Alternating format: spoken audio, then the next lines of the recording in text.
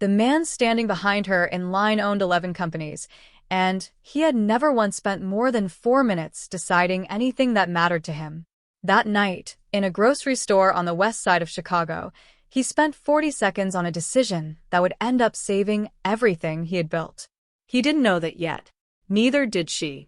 6 days later, his company would lose $2 billion in value in a single afternoon. The engineers he trusted with his life's work would fail to explain why.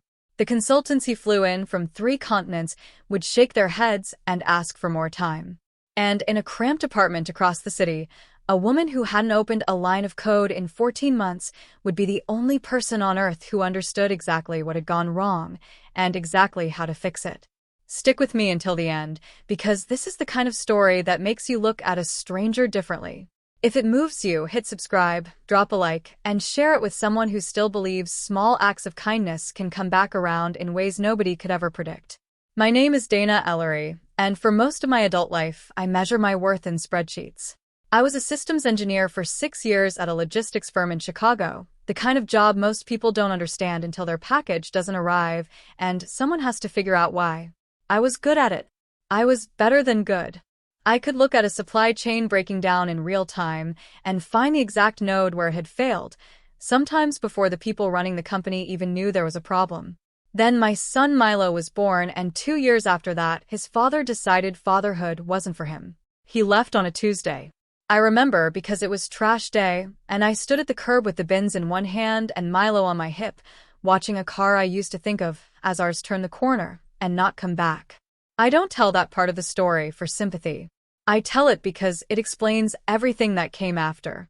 Being a single mother rearranges your priorities so completely that the woman you used to be starts to feel like someone you read about once. The engineer who used to stay late solving problems for fun became the mother who left work early for pediatrician appointments, who missed 3 deadlines in 1 quarter because Milo had a fever that wouldn't break, who watched her performance reviews slide from exceptional to adequate to, eventually, expendable. 14 months before that night in the grocery store, I was let go in a round of layoffs that the company called a restructuring. 22 people lost their jobs that week. I was one of them. My manager told me, quietly, that it wasn't about my talent. It was about who had the fewest constraints on their time. A single mother with a sick kid has more constraints than almost anyone else in the building. I want you to sit with that for a second, because it's going to matter later. The exact thing that got me pushed out of a career I loved was about to become the exact thing that made me irreplaceable to a man worth $11 billion. After the layoff, I did what a lot of people do. I applied everywhere. I took freelance contracts that paid a fraction of what I used to earn. I picked up part-time work at a call center on the days Milo was in school, and I answered emails on my phone at 2 in the morning trying to keep a foot in the industry that had let me go. My savings, which had once felt substantial, thinned out faster than I expected. Rent didn't care that I was between careers. Milo's asthma medication didn't care either. I remember one interview in particular about 2 months before that Tuesday, because it summed up everything else. A mid-sized logistics startup had called me in for a systems architect role, and I thought, finally, this is the one. I answered every technical question they threw at me without hesitating. The hiring manager actually smiled twice, which for a room like that is practically applause. Then, near the end, he asked almost casually whether I had reliable childcare, since the role sometimes required late-night deployment windows. I told him the truth, that I had a sitter arrangement with my sister, that I had never once missed a deadline because of Milo, that my old performance reviews would confirm it. He nodded, wrote something down, and I never heard from them again. I told myself it was a coincidence. Some part of me knew it wasn't. By the time we reached that Tuesday in October, I was doing the math in my head the way you do when you're trying to make $40 stretch across a week of groceries. Milk. Eggs. Something for Milo's lunches. I had a coupon for cereal that I'd been saving for 2 weeks, and I was proud of that coupon in a way that probably sounds strange to anyone who has never had to be. I want to be honest with you. That night, I almost didn't go to the store at all. I almost told myself we'd manage with what was already in the fridge. But Milo needed his inhaler refilled, and the pharmacy was inside the same store, so I bundled him into his coat, and we walked 6 blocks in the cold because the bus fare felt like a luxury I couldn't justify. I had no idea that walk was about to change both of our lives. The store was busy in that specific after-work way, carts colliding in the cereal aisle, tired people staring at prices like they might change if you looked hard enough. I fill my cart carefully. I always did the math before I reached the register, adding items up in my head so there would be no surprises, no humiliating moment where I had to put something back while a line of strangers waited behind me. Except that night, the math didn't work. When the cashier read the total, it was $11 more than what I had counted. I don't know if I'd miscounted the tax or if something had rung up wrong, but $11 might as well have been $100. I felt my face go hot the way it does when your body understands embarrassment before your mind fully catches up. I started pulling items out of the bags. A box of pasta, a bag of apples. I was doing the quiet math of what a family can live without for one more week, and I was trying very hard not to let my voice shake while I did it. That's when the man behind me spoke. He was maybe 60, dressed the way people dress when they've stopped needing to prove anything with their clothes. Plain gray sweater, no watch you'd notice, no logo anywhere. He said, quietly, that he'd cover the difference, and before I could protest, he'd already handed his card to the cashier. I want to tell you, I said something graceful. I didn't. I stammered out a thank you that came out smaller than I meant it to, and I asked for his name, so I could pay him back. He said it didn't matter, that everyone needs a little help sometimes, and that he hoped my night got better from there. Then he picked up his own basket, which held exactly 3 items, and he was gone before I even got my bags packed. I didn't think about him again that night, not really. I got Milo's inhaler. We walked home in the cold, and I put him to bed thinking about rent, not about the stranger who'd quietly closed an $11 gap in my life like it was nothing. It wasn't until 2 days later that I found out who he was. I was scrolling through a local news app while Milo ate his cereal, half paying attention the way you do when you're mostly thinking about the day ahead. A headline caught my eye. A photo of a tech founder visiting a West Side grocery store as part of a quiet, unpublicized effort to understand supply shortages in underserved neighborhoods. The photo had been taken by another shopper, apparently, and posted online before anyone realized who was in it. The man in the photo was wearing a plain gray sweater. His name was Julian Castellan, and he was the founder and CEO of Helian Dynamics, a logistics and artificial intelligence company that moved goods for half the retailers in the country. I had heard of Helian before. Everyone in my old industry had. It was the kind of company that engineers either wanted desperately to work for or quietly resented because it had eaten so much of the market that smaller firms like the one I used to work for were constantly fighting for scraps. I sat there with my spoon halfway in my mouth, staring at the article, feeling something I can only describe as vertigo. The man who'd handed his card to a cashier so a stranger wouldn't have to put back a bag of apples ran a company worth more than the GDP of some small countries. I didn't reach out to him. I want to be clear about that because I know where some of these stories go, and this isn't one where I chase down a billionaire hoping for a payday. I felt a strange kind of embarrassment about the whole thing, actually the way you do when you realize a moment you thought was small was actually enormous, and you missed the chance to say something that mattered. I told myself it didn't matter who he was. Kindness is kindness, whether it comes from a stranger with $11 or a stranger with 11 billion. I went back to my life. I kept applying for jobs. I kept doing the math on groceries. And for a few days, that grocery store encounter became a strange little story I told myself when things felt hardest, a reminder that the world still had people in it who noticed when someone was struggling and did something about it without needing credit.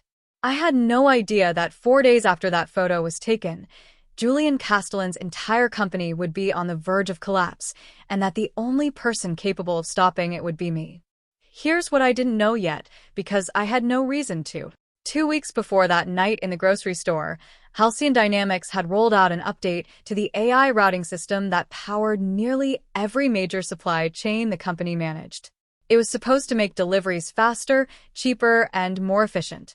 Instead, buried inside the update was a flaw so specific that it only revealed itself under a narrow set of conditions that hadn't existed when the system was tested. The flaw didn't show up immediately. That's the terrifying thing about systems like that. They can run for days looking perfectly healthy, while a small error compounds quietly in the background, the way a single loose thread doesn't matter until enough of the fabric has unraveled around it. By the time anyone at Helian noticed something was wrong, it wasn't a small problem anymore. Warehouses across 4 states had started receiving conflicting instructions. Shipments meant for hospitals were being rerouted to distribution centers that had no idea what to do with them. A pharmaceutical partner reported that a shipment of temperature-sensitive medication had sat on a truck for 11 hours longer than it should have, and there was no way to know yet if the contents were still safe to use. Julian Castellan found out about the failure the same morning he was scheduled to give a keynote speech about the very system that was quietly falling apart underneath him. His head of engineering pulled him aside before he walked on stage and told him, in a whisper that Julian later described to almost no one, that they didn't know how deep the problem went, and they didn't know how to stop it. He gave the speech anyway. He smiled through it, because that's what you learn to do at that level, and the entire time, somewhere in the back of his mind, he was doing math of his own. Not grocery math. Billions of dollars, thousands of jobs, contracts with hospital networks that could not survive a scandal involving spoiled medication.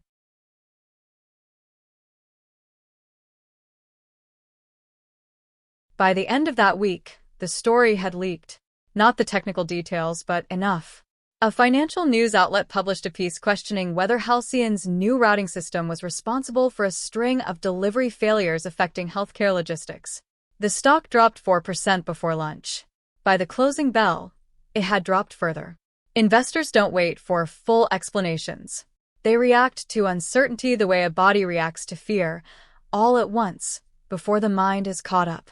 Julian brought in outside consultants immediately, some of the most respected systems architects in the country. One firm flew in a team of 12 from the East Coast, billing Helian by the hour at a rate that made Priya wince every time she signed off on an invoice. They set up in a war room on the 31st floor, whiteboards covered in diagrams, and after 72 hours of work, their lead architect stood in front of Julian and admitted, carefully, that they had found nothing conclusive. He recommended a full system rebuild that would take, by his own estimate, somewhere between 4 and 6 weeks. Julian didn't have 6 weeks. He barely had 6 days before the hospital contract expired its grace period, and he knew it. What almost nobody in that building understood was that Julian had built Helian from a garage outside Cleveland with 2 employees and a used server rack, back before anyone would return his calls. He had spent the better part of 2 decades being underestimated by people who assumed a kid from a struggling steel town couldn't understand logistics software better than executives with Ivy League pedigrees. He knew, better than most people in that room, what it felt like to have your competence questioned by people who had never bothered to actually watch you work. It was part of why, 5 days into the crisis, exhausted and running on almost no sleep, he told Priya to stop hiring firms with impressive names and start looking for the person who actually understood the problem, wherever they came from. They worked in shifts. They rewrote code. They ran simulations that all came back clean, which was somehow worse than if they'd found the problem, because it meant the flaw was hiding somewhere none of them knew to look. 5 days after the grocery store, with the stock down nearly 18% and a hospital network threatening to cancel its contract entirely, one of Julian's engineers made a suggestion that everyone in the room initially dismissed. He said the flaw reminded him of an old pattern, one that used to show up in smaller logistics systems years earlier, before AI routing became standard. He said there was one person he remembered from a conference talk who used to specialize in exactly that kind of failure, a woman who had once given a presentation so precise that people in the industry still referenced it years later. He couldn't remember her name. He remembered her face, and he remembered that she used to work for a mid-sized firm on the west side of Chicago. That firm was the one that had laid me off 14 months earlier. Helian's HR team moved fast, the way companies do when billions of dollars are bleeding out by the hour. They contacted a staffing agency that specialized in emergency technical placements, the kind companies use when they need an expert yesterday and don't have time for a normal hiring process. I had registered with that agency months earlier, one application among dozens, and I had honestly forgotten I'd ever done it. The call came on a Thursday afternoon while I was folding Milo's laundry. The woman on the phone said she worked for a staffing firm handling an urgent contract position, that the client needed someone with deep experience in supply chain routing systems, and that the pay for a 2-week emergency consulting contract would be more than I'd made in the last 4 months combined. I want to tell you I stayed calm. I didn't. I sat down on the edge of Milo's bed and asked her to repeat the number, because I genuinely thought I'd misheard it. She never told me the client's name. That's standard for emergency contracts like this, apparently, especially when a company doesn't want word getting out that something is badly wrong before they fixed it. I signed an agreement that afternoon promising confidentiality, packed a bag with my laptop and the notes I'd kept from years of doing exactly this kind of work, and arranged for my sister to watch Milo starting the next morning. I still didn't know whose problem I was walking into. The building I was directed to the next day was one I recognized instantly because everyone in my old industry did. Helian Dynamics occupied 40 floors of glass and steel near the river, the kind of headquarters that made you feel small just standing in the lobby. I checked in at security, was handed a temporary badge, and was escorted to a conference room on the 31st floor where 6 people were already sitting around a table that looked like it had seen very little sleep in the past 5 days. I noticed the exhaustion first. Real exhaustion, the kind you can't fake with coffee. Then I noticed the man at the head of the table, the one everyone kept glancing at before they spoke, the one whose name plate simply read Julian Castellan. He looked up when I walked in, and for a moment, something flickered across his face that I couldn't quite place. I assumed it was simple curiosity, the look executives give an outside consultant they've never met before. I had no idea he recognized me instantly, the same way I would recognize him a few minutes later once someone finally said his name out loud in full. The head of engineering, a woman named Priya, walked me through the situation without wasting time on pleasantries. The routing system was misfiring under a narrow set of conditions no one could reliably reproduce.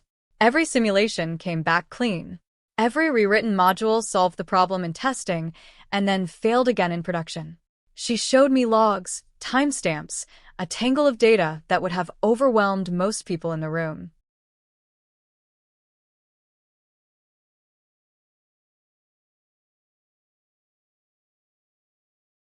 I felt something wake up in me that I hadn't felt in over a year. Not panic. Recognition. I asked for 4 hours alone with the raw routing logs before I said anything else. Priya looked skeptical, the way people do when they've already burned through consultants who promised the same thing and delivered nothing. Julian, from the head of the table, said simply that I could have whatever I needed. It was the first time he'd spoken since I walked in, and something about his voice snagged at a memory I couldn't quite place yet, the way a song feels familiar before you remember where you've heard it. I spent those 4 hours the way I used to spend my best days at my old job, before layoffs and single motherhood rearranged my life into something smaller. I traced the routing decisions backward through the logs, ignoring the parts everyone else had already exhausted themselves checking. I was looking for something specific, a pattern I remembered from years earlier, back when I used to give conference talks about exactly this kind of failure. My first 2 hours went nowhere. I chased the same lead the outside consultants had already exhausted, convinced the problem lived somewhere in the new AI model's weighting system, the way everyone else had assumed. I rewrote a section of the routing logic myself just to test a theory, ran it against a simulated week of order volume, and watched it fail in almost the same place the original system had. For a moment, sitting alone in that conference room at 11 at night with cold coffee and a blinking cursor, I felt exactly the way I had during those months of rejected job applications, wondering if I'd overestimated what I was still capable of after over a year away from real engineering work. Then I remembered something almost by accident, a detail from a conference talk I'd given years earlier about legacy systems that never get properly retired, the ones companies build new technology on top of instead of underneath. I stopped looking at the new model entirely and pulled the oldest architecture diagrams I could find in Helian's internal archive, documents so outdated that half the engineers on staff had never seen them. Buried in there was a routing dependency nobody currently at the company had written, inherited from an acquisition Helian had made years earlier and never fully audited. I found it just after midnight. The flaw wasn't in the new AI model everyone had been blaming. It was in a legacy piece of code buried 3 layers beneath it, a piece of infrastructure so old that most of the engineers in that building had never even seen it because it had been written before most of them were hired. The new AI system was making perfectly correct decisions. It was the old, forgotten layer beneath it that was quietly corrupting a fraction of those decisions before they ever reached the warehouses, and it only happened under a specific combination of order volume and regional weather delays, which was exactly why no clean simulation had ever caught it. It was the kind of bug that hides in plain sight for years, waiting for the exact wrong conditions to line up. I typed up my findings at 2 a.m, hands shaking slightly from adrenaline and too much coffee, and I sent them to Priya before I let myself sleep. I found out later that she called Julian at 4 a.m. I found out later that he read my report twice before he believed it, because it explained not just what was happening now, but 3 smaller incidents from months earlier that no one had ever fully understood. Before I even reached the conference room that morning, I noticed something had changed in the building itself. The receptionist, who had barely glanced at me 2 days earlier, now stood up when I walked in and asked if I needed coffee brought up personally. An assistant I hadn't met introduced herself in the elevator as though my name was already familiar. I didn't understand yet how far my report had already traveled overnight, how many executives had read it before sunrise, how many relieved phone calls had already been made to hospital partners and board members who had spent 5 days assuming the worst. By 8 the next morning, I was back in that same conference room, except this time, everyone was looking at me differently. Not with skepticism, with something closer to disbelief. Julian asked me directly how I'd found something 6 outside firms and his own top engineers had missed for 5 days. I told him the truth. I told him I used to specialize in exactly this kind of legacy system failure years ago, before I was laid off from a job because being a single mother made me, in the company's words, less flexible than they needed. I watched something shift in his expression when I said that. I still didn't understand why. There was one more thing I learned that morning, almost in passing, that made the whole week feel even stranger in hindsight. Priya mentioned, while gathering her notes, that the board had quietly discussed whether Julian himself should step down if the crisis wasn't resolved within the week. 2 board members had already drafted a statement in case they needed it. A financial reporter who covered Helian closely had been calling Priya's assistant twice a day, fishing for details, convinced there was a bigger scandal buried underneath the delivery failures than anyone was admitting publicly. None of that had been about me yet. I was simply the person in the room who happened. I didn't say anything either, not right away. I finished walking the engineering team through the fix instead, because Milo needed his mother to finish the job in front of her before she let herself feel anything else. We spent the next 3 days rebuilding the corrupted legacy layer from the ground up, testing it against every failure condition we could simulate, watching the system finally behave the way it was supposed to. I called my sister every night during those 3 days, mostly to hear Milo's voice before he went to sleep. On the second night, he asked if I was building something for my job, the way I used to talk about my old work before he was old enough to really remember it. I told him yes, that I was helping fix something important, and he asked if it was as big as the toy train set he built that kept falling apart at the same curve every time. I laughed harder than the joke probably deserved, mostly from exhaustion, but he wasn't entirely wrong. It was the same kind of problem, just with far higher stakes than a toy train derailing on a carpet.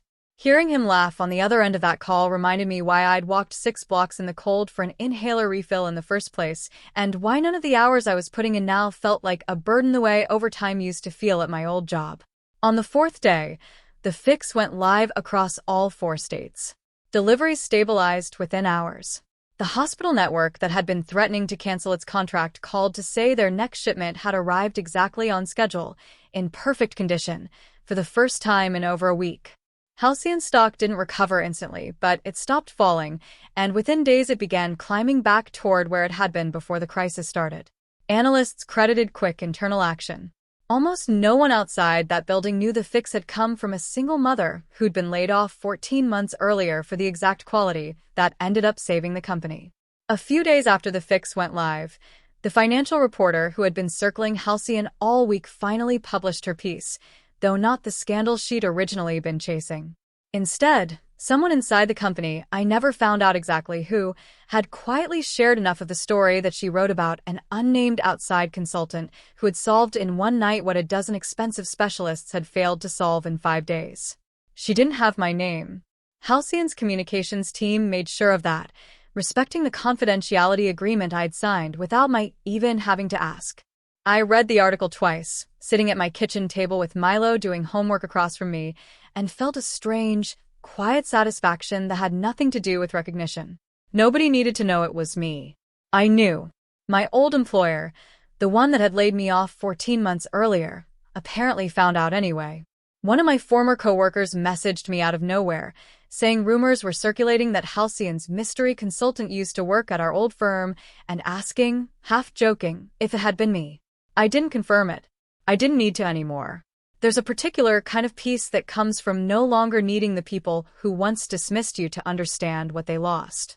Julian found me alone on my last day, in the same conference room where this had all started, while I packed up my laptop and the notes I'd carried in with me a week earlier. He asked if I remembered the grocery store. I told him I did, and that I'd wondered for 2 days afterward whether I'd imagined the whole thing, because it felt too kind to be real. He said something then that I've thought about many times since. He said that night he hadn't been trying to fix anything. He just noticed someone counting out items at a register the way a person only does when every dollar matters, and he couldn't walk away without doing something small about it. He said he had no idea, watching me pack apples back into a bag on a Tuesday night, that the same woman would be the one to save a company worth billions less than a week later. I told him the same quality that got me fired was the one that fixed his system. The company that let me go called being a single mother a limitation. He called it exactly what made me capable of noticing what 6 other firms had missed. I watched him absorb that the same way I had watched him absorb my technical report at 4 a.m, carefully, like he was rearranging something in his understanding of how the world worked. He didn't offer me a permanent job that day, not officially, though we both understood the conversation was heading there eventually. What he did instead felt more meaningful. He asked, quietly, if I would be willing to consult on Halcyon's legacy infrastructure long-term, on my own schedule, built around whatever my life actually required rather than what a company assumed I owed it. I said yes before he finished the sentence. He asked one more thing before I left that day, almost as an afterthought, standing by the door with his hands in his pockets, like the version of him I'd first met in a grocery store rather than the one who ran a company worth billions. He asked what had actually happened at my old job, the real reason beyond the vague word restructuring the layoff notice had used. I told him the truth, the same thing I'd told the reporter, who never wrote it down, the same thing I'd told myself in quieter moments over the past year. I told him a single mother's flexibility had been treated as a liability instead of what it actually was, a kind of discipline that most people never have to develop. He was quiet for a moment. Then he said that Halcyon's own policies around caregiving leave and flexible scheduling were something he'd never personally reviewed closely, and that he intended to now, starting with his own engineering division. I don't know if that promise ever became more than a conversation in an empty conference room, but I believed, watching his face while he said it, that he meant it in that moment, and sometimes that has to be enough to plant something that grows later.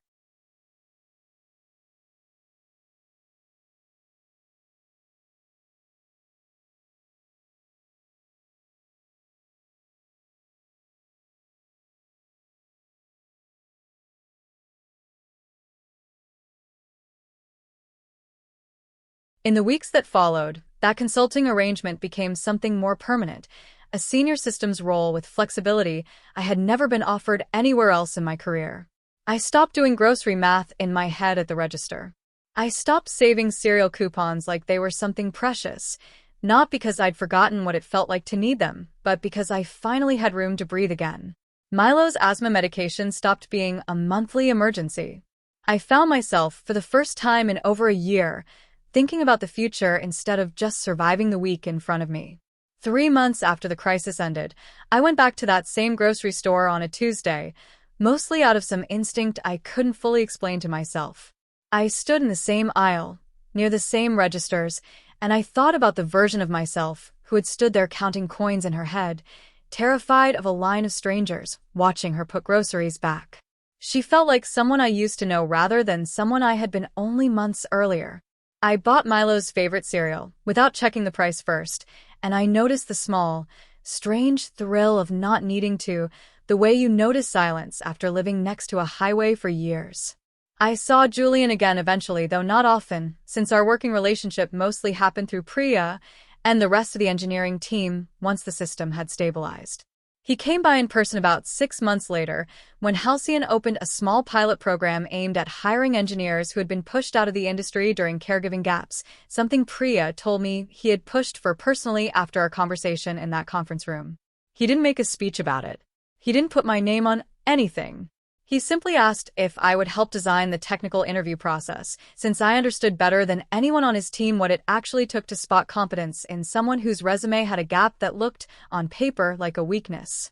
I said yes to that too, the same way I'd said yes to everything else that year, quickly, before I could talk myself into hesitating.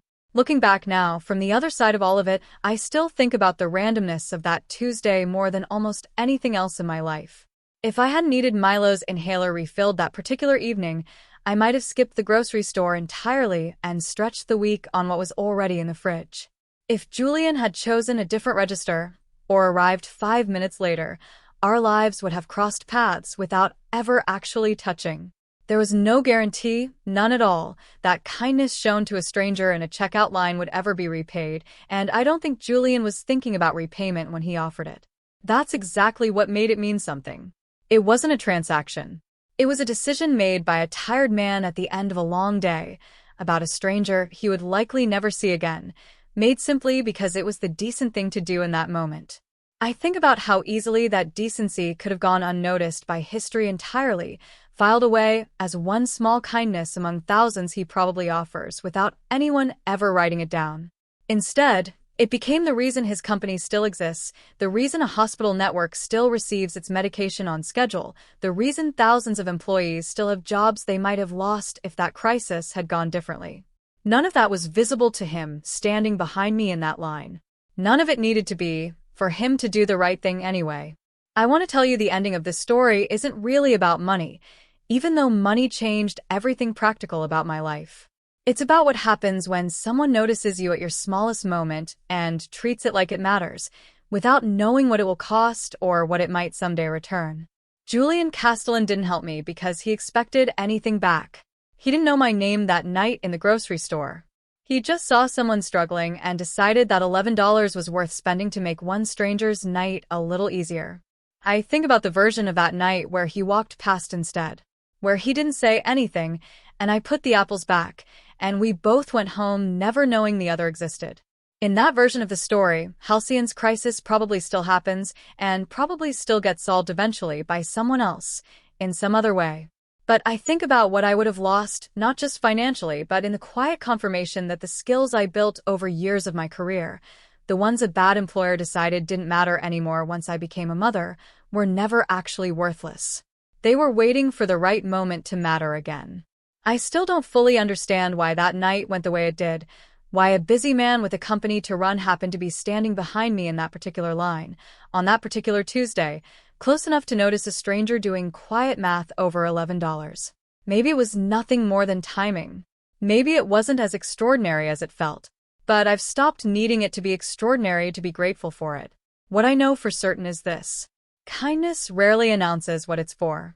The man in the gray. I lost a job once because a company decided a mother's constraints made her less valuable. I gained something far larger because one man, on one ordinary night, decided a stranger's dignity was worth $11. Both of those things are true, and I've learned to carry them together because I think that's what real stories about people actually look like. Not clean lessons wrapped up neatly, but two truths sitting side by side, one about how easily people can be discarded, and one about how unexpectedly they can be seen. I've had a lot of time since then to think about what actually separates those two outcomes, the company that let me go and the man who quietly helped me at a register. I don't think it comes down to money, even though Julian obviously had more of it than my old employer could ever imagine. I think it comes down to attention. My old manager looked at my file and saw a list of constraints, a set of variables that made me statistically less convenient than someone without a child at home. Julian looked at a stranger in a checkout line for maybe 10 seconds and saw a person, not a set of variables at all. One of those ways of looking at people is efficient. The other one is decent. They're not always the same thing, and I don't think they have to be in conflict, but when a company or a person has to choose between them under pressure, you learn everything you need to know about who they really are. I try to carry that lesson into how I treat people now, especially the engineers I help interview through Helian's pilot program. When I see a resume with an unexplained gap, I no longer see a red flag the way hiring managers once trained me to see my own gaps. I see a question worth asking out loud instead of an assumption worth making silently. More often than you'd expect, the answer behind that gap is a parent who spent a year holding a family together instead of writing code. The exact kind of person who might notice the one detail everyone else missed. The way I noticed a bug 3 layers beneath where anyone thought to look. Milo is older now, old enough to ask more detailed questions about that week I was gone helping fix something important.